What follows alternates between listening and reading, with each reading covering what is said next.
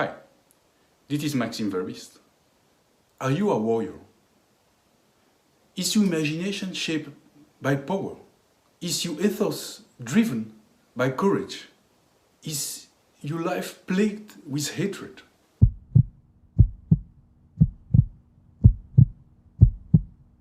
What's a warrior?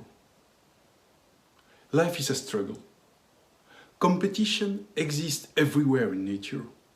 Even in the vegetal kingdom, there is a relentless war to the one who will get more light than the other.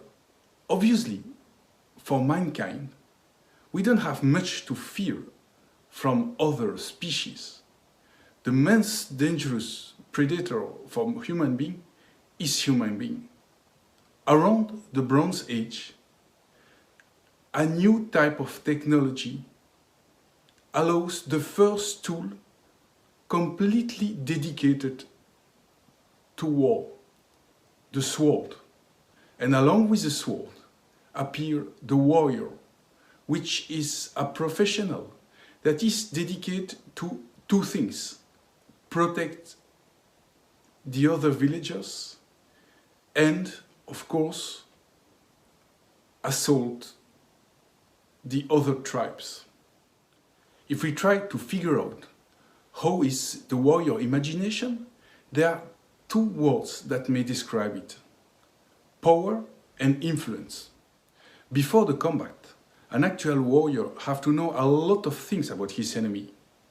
What is his physical strength? What are his skills in warfare? What type of weapon he has? What type of allies he can rely on?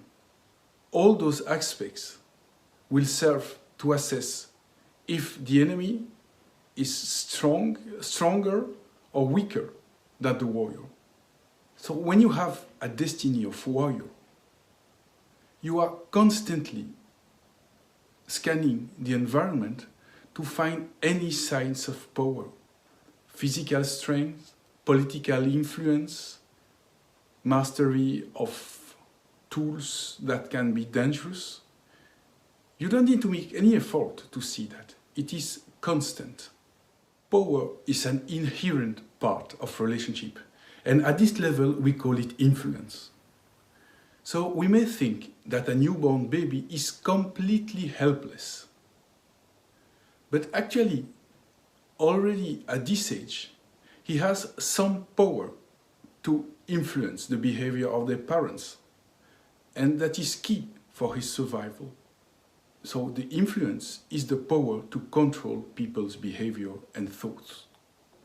If you have a destiny of warrior, influence is the basis upon what you will create your emotional stability. And influence, there are basically two ways to play that game in life. The easiest way is to use charisma and to use a positive influence to get what you want, and without having to force anyone. Just for the sake of your personality, you can get what you want. Obviously, if this doesn't work, there is a large array of behavior that you can use to exert your power. You can lie, you can manipulate, you can bully someone. But if you try convincing people or you try to impose them, the very idea is the same. Influence is the art of getting what we want from others, or getting to think what we want them to think. And it may seem a little bit rough for people who have another type of destiny. It may seem manipulative, but there is an element of war in relationship. And warriors are highly aware of that dimension because it's constitutional for them. Their mental equilibrium and emotional equilibrium depends on that, on the way they might manage power in relationship. To go into the battlefield and stand in front of your enemy, who is determined to kill us, trained and equipped to do so, it requires a lot of courage, of course. For the destiny of warrior, courage is not only a motivational drive, it is the center of the conatus. It is what gives meaning to his life. Therefore, in one certain aspect, our true warrior would prefer to die in the battlefield in front of shying away from the combat, because whenever he can experiment in his behavior courage, his life gets meaning. The acquisition of courage takes time and is subject to a very long development. So at first, the warrior will use his courage for his personal benefits, and we call it audacity. Because he will not only do very bold things to acquire what he wants for his own benefits, but sometimes he will need to take risks just for the sake of risk-taking. And from the external point of view, it may seem absolutely crazy, but the warrior needs to face danger to find a meaning in life. And if he may lose his life on the process, it's not a big deal, and it's much better than having a meaningless life. In the second level, the warrior will start to notice that life is full of injustice, and he will use his courage to stand in front of the injustice and to defend the rights of the weak ones. The warrior becomes a protector, a savior. And in the third level, the warrior will become a rebel because he will use his mind, his intellect, and he will start to notice that the world is organized in such a manner that allow a lot of injustices, but never one pays attention to those injustices till a warrior or a true rebel start to indicate how unjust it is. And we can think about Martin Luther, the forerunner of the Reformation, who started his career of a rebel by the denunciation of the monstrosity of paid confessions, indulgences. So, being audacity, justice, or rebellion, the warrior needs to practice courage at any level of his life, otherwise his life loses meaning. So, if you are a warrior, don't worry about the risk-taking. It is central to your nature. Of course it is irrational, but life is irrational. The darkest aspect of the destiny of the warrior is hatred, because it plagues his entire life. Most of people think that hatred is just a certain form of anger, but actually hatred is a cold determination to do everything we can to undermine or to destroy someone we consider as our enemy. And World War II have shown how dangerous hatred can be in this level of a society. So, why is there so many hatred around the warrior?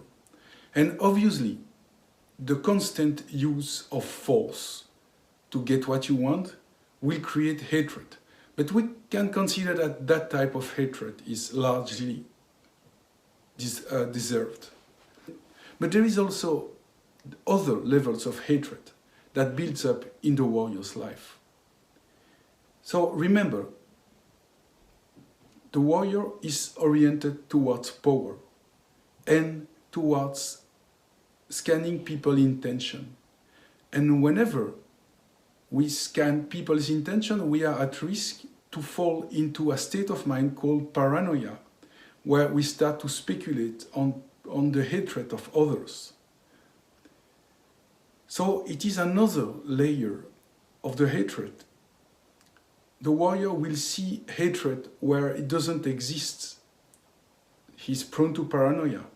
But there is a third layer, and it is maybe due to the inherent courage and tendency of rebellion, but warriors attract irrational hatred from people, actual hatred. So many times, people with a destiny of warrior has been attacked, assaulted, without any apparent reason, because part of the destiny of warrior is to attract irrational hatred. And in one sense, they have sometimes a very good and valid reason to be paranoid about the world, because they attract those dimensions they fear in people's behavior. That's the most mysterious aspect of the destiny of the warrior. Hatred is not an emotion, and hatred resists to any common sense effort to tackle it. So there is just one remedy for hatred, one remedy for the fear of hatred. And it is a remedy that is practiced in most of the world religion. It is called forgiveness. So forgiveness is not to allow someone to abuse us, or not to forget the abuse he has performed. Forgiveness is the fierce decision not to let hatred driving our mind. So forgiveness is mostly about what the person who forgives decides to do for his life. We can decide to let our mind under the control of hatred, or to practice forgiveness. So, if you have a destiny of warrior, and if you find yourself very prone to fall into hatred or speculation on other hatred, the only remedy available is forgiveness. So I invite you to practice forgiveness as soon as possible. Forgiveness of people, forgiveness of yourself, and forgiveness about nature, life, the cosmos in itself, which seems to be sometimes our enemy. But we cannot live a life if we don't learn to reconcile with them. In one aspect, if you are a warrior, you are obliged by life to practice forgiveness, but you will also force others to practice forgiveness towards you. So in one sense, you are a good teacher of forgiveness. A good teacher because you can do it, or a good teacher because you force others to do it. So, if we want to understand how difficult it is to have a destiny of warrior, we may imagine that the warrior is constantly driven by two little imaginary figures. In one side, there is a small demon who encourages him constantly to oppress and to take the power. In the other side, you have a little angel who will advocate self-sacrifice and trying to do everything we can just to liberate them. And the destiny of warrior is constantly in balance between those two poles. That's what makes his life so complicated. So that's why people with a destiny of warrior are feared, but they also deserve compassion. It's a complicated type of destiny.